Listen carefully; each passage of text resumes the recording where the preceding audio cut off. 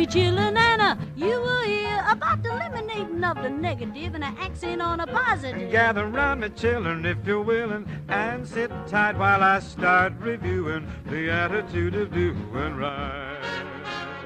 Ladies and gentlemen, welcome to the podcast, The Joyful Frugalista, and now here's your host, Serina Bird and friends. This podcast is sponsored by 4Data, a Canberra-based company that is committed to ensuring business owners have reliable and professional IT services. I'm a client of 4Data. I use their website hosting services, and I'm also reducing my email spam with their secure email hosting service. As a special offer to the Joyful Frugalista podcaster listeners, 4Data will provide, wherever you are, website hosting at $12 a month and up to 2 hours initial free migration service, valued at $300. Find them online at number 4data.com.au. 4Data. They fix IT. Hello, Frugalistas, and welcome. Today I have a very special guest who's talking about a subject which is very close to my heart, and that is learning. Welcome, Harry. Great to be here. Thank you. Harry Armytage is also known as the learning difficulty expert. He is founder of Listen for Life and specialises in working with bright, sensitive kids who are struggling to learn. He also works with adults, or at least those who have a commitment to self-responsibility. Harry, you've worked, before we get on to talking about learning, you've worked for many years in economics and consumer research, and we were talking a bit about that earlier.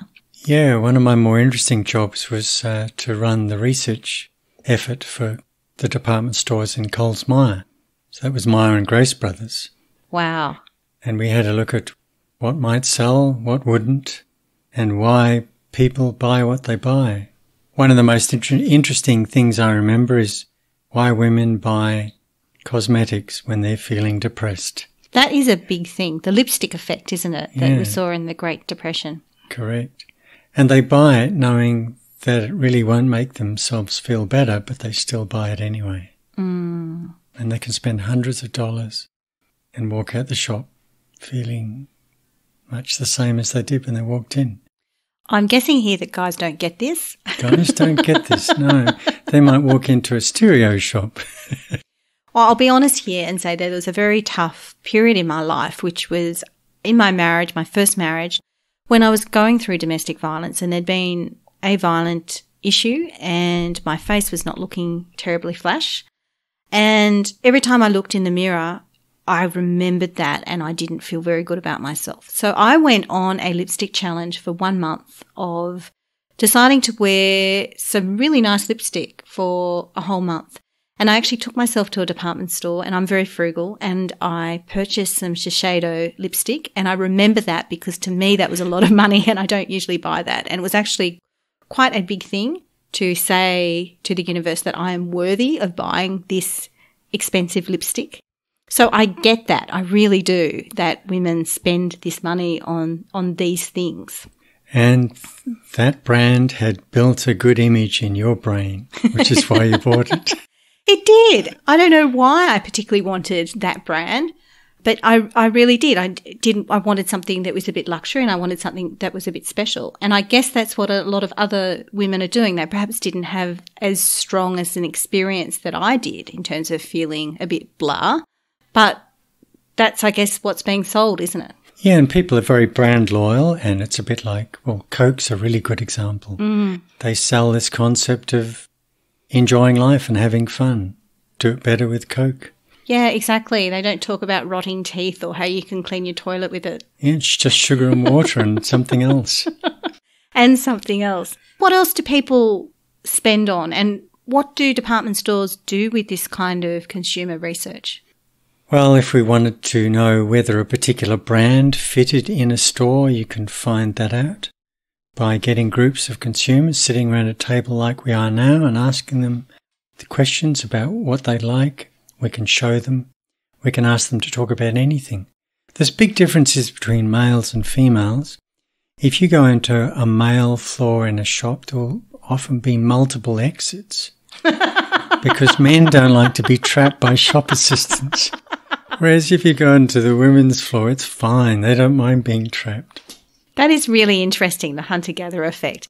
A couple of weekends ago, I took my lovely Neil and my kids to a new kind of vintage antique store that's opened in Canberra. And I was in my element. There was all these lovely blingy things. There were chandeliers and there was jewellery and there was clothing and there was antiques. You're getting the picture here. Neil was like, let's go. And as we left in the car, he said, this is a shop for you to come back to with your girlfriends. He said, I kept seeing all these men there with this trapped look on their face going, get me out of there. So we did research on that too. Why is it that men don't like going shopping? And the answer we found was that the reason was because their dads didn't take them shopping. Really? Yeah. If I take my boys shopping for lots of bling and lots of... You're the mum though. It's the dad that needs to take the boys shopping. The dads need to take them shopping. Dads. That's fascinating. Have department stores done a lot of work in terms of getting dads to take their sons shopping? No, but they just understand that's why it is. It's quite expensive to socially engineer patterns in society, like getting 18-year-olds not to get very drunk and get in a car and drive around. Like when I was a kid, you have to spend lots of money changing social patterns. Dads take boys out fishing or whatever. Got enough money, you can do it. If you've got enough money, you can do it, I guess. But going back to shopping, and let's talk about women. Mm. So why do women like shopping so much, and what are they buying? What are the really big ticket, big income earning for department store items? Well, the ground floor, cosmetics and perfume is the most profitable. The margins are astronomical. That's why they're fitted out the best. That's why they're on the ground floor by the fancy doors. And that's why they have the most marble and the best lights and the best shop fittings. This is really interesting. And women shop for that stuff because it makes them feel better in the moment. They get a dopamine reward. They feel better about themselves. Yeah. And it is a nice experience. It's and you're pampered. Pretty. A beautiful girl's going to make you up and pamper you. Not your thing, I know. But, you know, I'm frugal. Yeah. Obviously. But I'm just trying to think. I've got, I think 5, maybe 6 bottles of perfume. Yeah. Being the Frugalista, I'm sure you buy good quality perfume that's going to last. Interesting issue. I predominantly use a bottle of perfume I think I bought for $1, maybe $2 at my church garage sale at the moment. And I bought it and I quite liked it. And it's the fragrance that my husband Neil prefers on me. It's a very basic rose fragrance. I have more expensive perfume that I purchased online from the States before I met him. They're both Dior and I like them. He doesn't like them on me. Good rose perfume is expensive to make. You may have got it for $2 where you got it, but it was probably more than that retail. Floral perfumes are very expensive to make. You need kilos and kilos of petals to make a little bottle. Of course, these days a lot of them are synthetics as well. And they're disgusting. They're horrible. You get a headache. And perfumes are not what they were.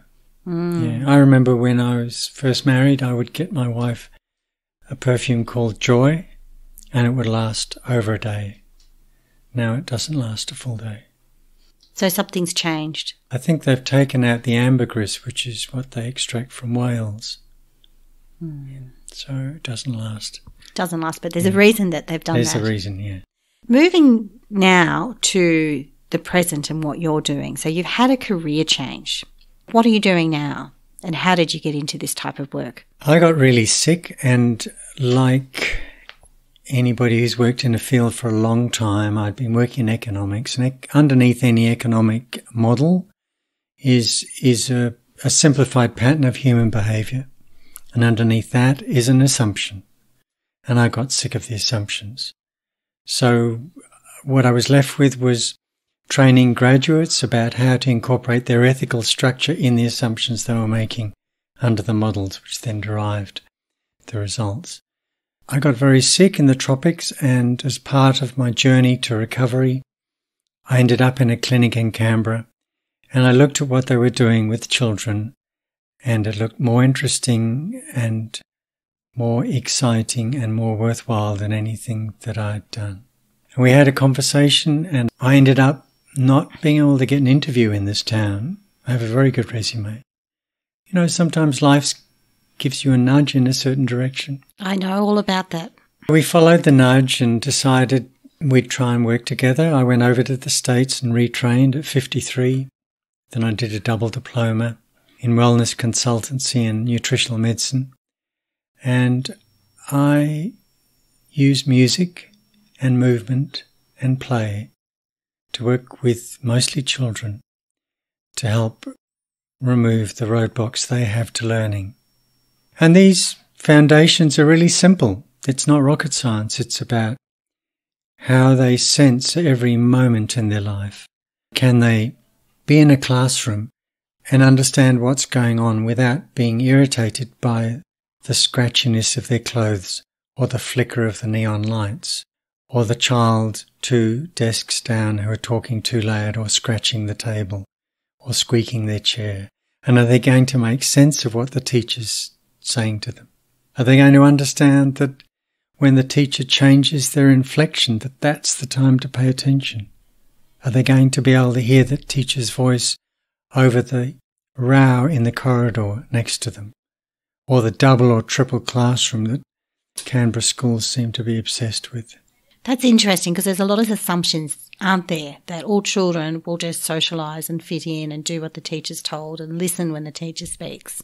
Be able to process all those signals without overloading. And if it's too much, then they'll do 2 things, and this is character driven. They'll either withdraw, like many of the girls do, and they'll be quiet, and if they're bright, they'll sit somewhere around in the middle of the classroom academically, and the teacher won't notice them, even if there's a potential and a headroom to get right up to the top. And if they're a boy, they will tend to more likely to disrupt. To get a bit of attention. And No, because they can take control. Okay. They can manage the situation, which is something that's out of their control. That's interesting. So they're not doing it for attention, they're doing it for control. It's a survival strategy. I mean, how do we all feel if you're asked to do something and you try your best and it makes no difference? And then you're asked to do it again, your best, for year after year. That's very bleak. I never really thought that so many children must feel like that going through the schooling system. Absolutely. And it's as bad as a bright kid being bored at school. We were talking about that before, so I'm really glad you raised that. My youngest son, who's just turned 8 last week, is gifted. And I know that because he first started talking when he was 8 months old. He had a recognised vocabulary of about 10 words. Before I realised what he was doing, it started with me realising he could say iPad. iPad. I know, it's terrible, isn't it? It wasn't me giving him the iPad either, but he'd become addicted to the iPad. And so he saw me with the iPad in my hand and he started going, iPad. So the reason why he got addicted is because these screens generate rewards, and the rewards generate dopamine. And dopamine is highly addictive, and as you get more and more of it, your thresholds go up. And unfortunately, there's very few teachers on the planet, or very few parents on the planet, who can match the dopamine rewards of an iPad. So if your child has an attention deficit and you allow them to become addicted to whatever's on the iPad, that will reduce their capacity to attend in the classroom, which is by comparison boring. It must be a huge issue for teachers. It's a huge issue for society because it's restructuring the brains of our young children. Wow. Back to my youngest, who I had diagnosed when he was 3.5 as being on the gifted and talented spectrum. He taught himself how to read before he started school. And I only worked that out when I was trying to teach him actually how to read, and he wasn't paying attention and he was mucking up and acting up. And then he was reading his elder brother's books. And I went, okay, we've got an issue here. He's worked it out himself. And he desperately loves maths. But the school is still giving him the same level of coursework and they're not letting him move up.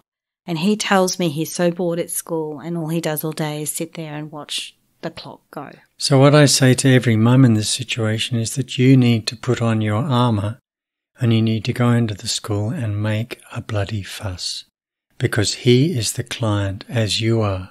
And if they're not serving him, they need to be prodded and poked by you and made to feel uncomfortable until they change their behaviour. I'm sure there's a lot of other parents who have a similar situation going on.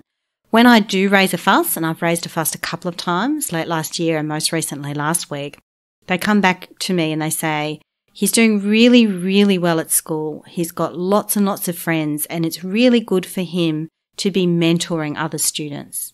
Now, when I talk to him, he says, Mum, what happens is the teacher says that other kids have to ask someone else before they ask her. So all day I've got other kids asking me how to do stuff.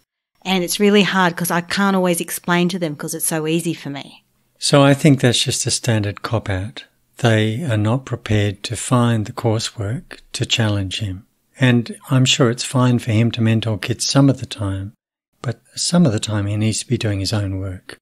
And it needs to be challenging.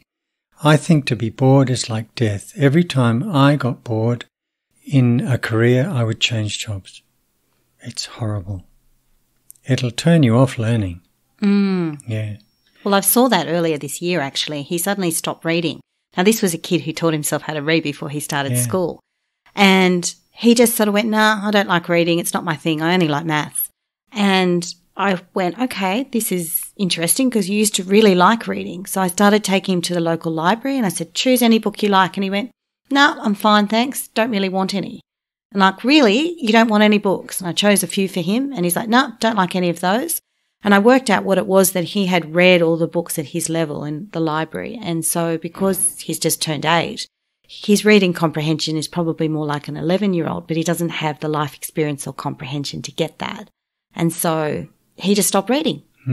So, I mean, it gets back to the core objective of the teachers that are in his classroom. What are they there for? And it's clearly not to inspire a love of learning. You know, and they're probably overworked and underpaid and underrespected, very stressed. It is hard for teachers, and we've had COVID as well on top of everything else. It's really hard. But nevertheless, you have to be the bit of grit in their shoe until they take the shoe off. What about dedicated, gifted and talented programs? Are they better for younger children? I think they're really good if they're integrated in the school. I mean, it's the American approach to have gifted schools and to stream gifted kids into separate schools. I think it's better if we're all in the stream together and we rub our shoulders together as we would in a normal society. But I think it's important to challenge gifted kids with some extension work. So at least some of the curriculum is giving them a gentle stretch challenge. Yeah. But another thing about gifted people that many don't understand is that you can be gifted with a learning difficulty, you can be bright with a learning difficulty, and you can be dumb or delayed or disadvantaged with a learning difficulty.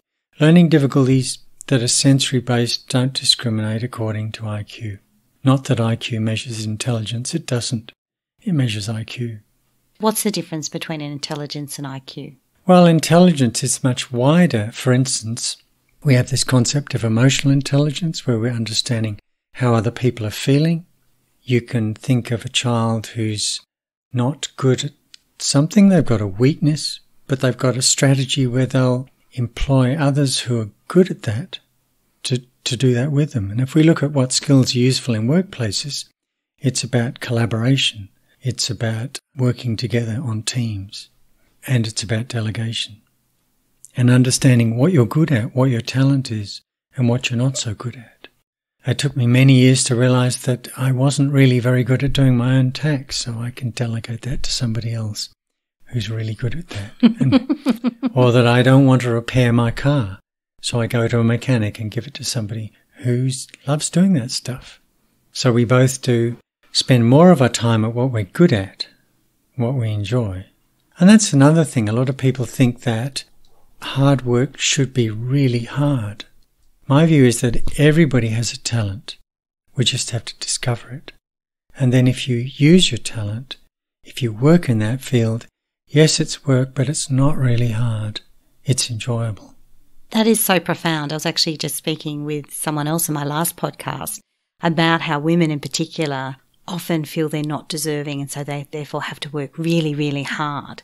But when you are doing what you love and what you're naturally good at, you are in the flow, aren't you? Absolutely. And so sometimes with the children that I see, all I have to do is to create a safe space where they feel safe, and maybe sometimes just lie on the floor with them while they play.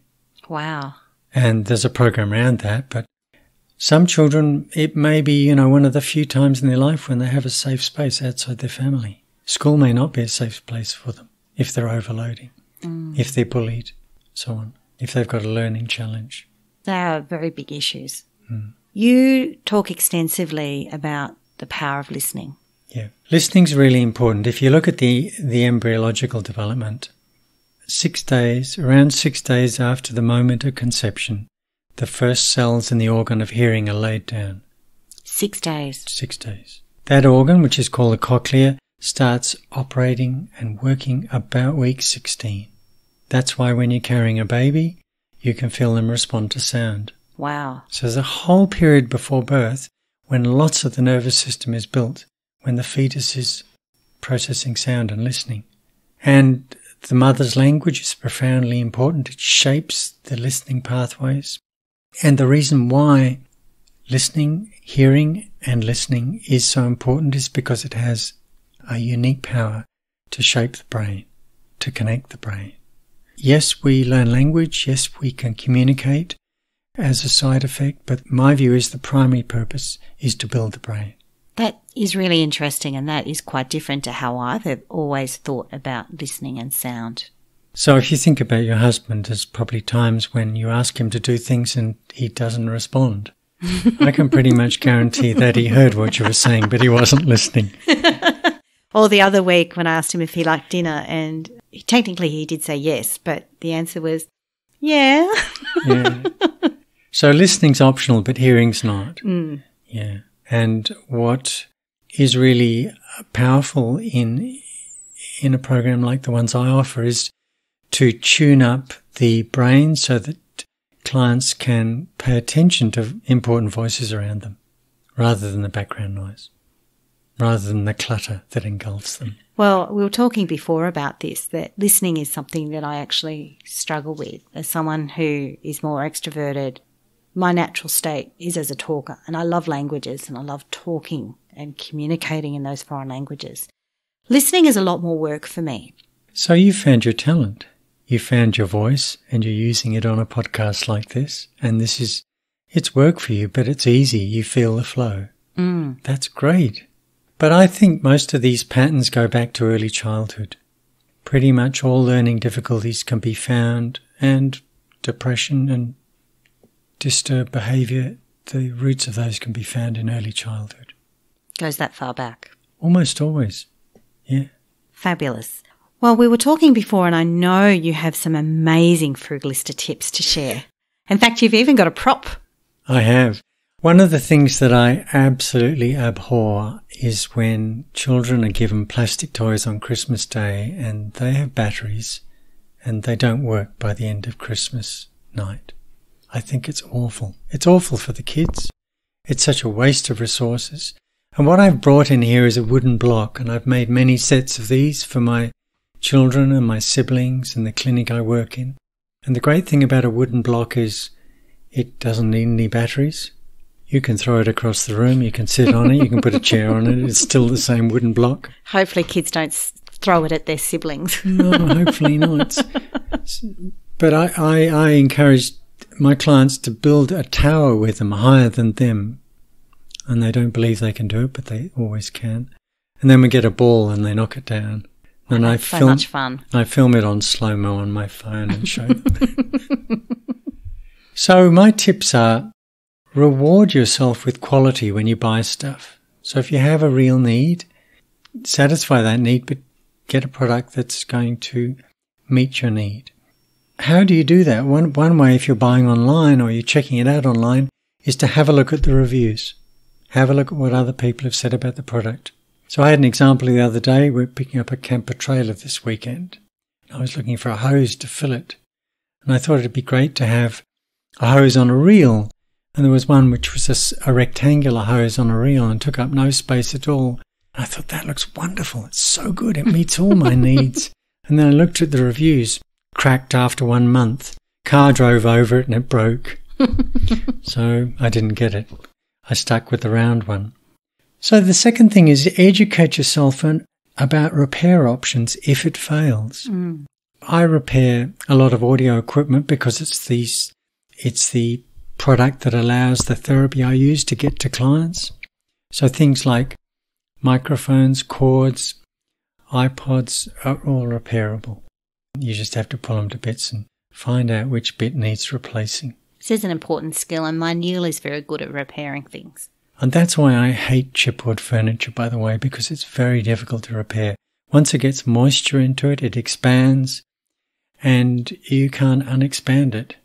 You know, if you're thinking about a table like this one we're sitting at that may creak, but that's okay. It's going to be repairable. We can screw up the screws. We can re-glue it. It's not going to matter if we get it wet.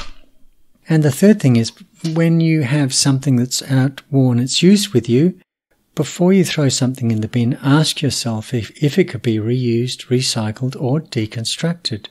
For instance, when something in our house runs out of its use and I can't repair it, I'll pull it to bits. Keep the screws, keep the metalwork, and I can make a bracket out of it or whatever. Because of the, I think, 50 million tonnes of waste discarded every year, thrown out everywhere in the waste stream, about 85% of it is discarded goods. So the more we can buy good stuff that can be disassembled and reused and reshaped and reformed, the better. The circular economy. Yeah. Been a lot of talk about the circular economy, but not yet a lot of actuality about it. It requires a lot of planning. Yeah. We need to put industries together that co-locate, one takes the waste product of the other, and so on.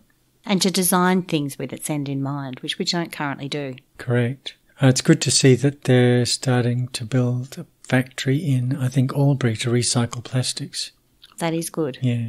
And sadly, a lot of this has been forced by the fact we could no longer kind of dump our waste products overseas. Well, I think it's a benefit because there's a lot of food miles in that waste going all the way to China. There is indeed.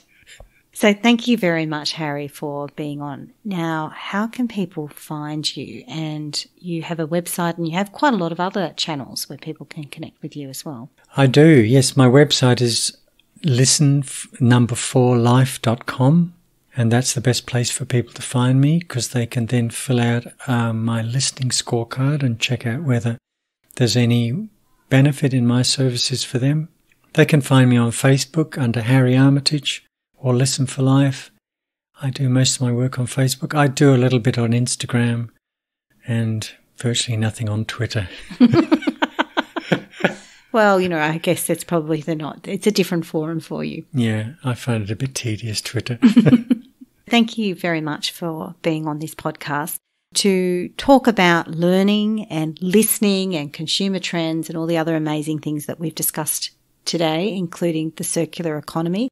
Please join the Joyful Frugalista Facebook group so that you can discuss these things in more detail.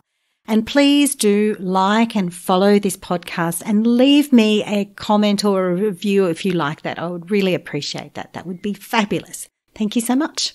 Thank you, Serina. Oh, listen to me, chillin' Anna. You will hear about the eliminating of the negative and an accent on a positive. You've been listening to the Joyful Frugalista with Serina Bird. She actually likes everybody. And of course, sound has been by Neil Hadley. You gotta accentuate the positive, eliminate the negative, latch on to the affirmative. Don't mess with Mr. In Between.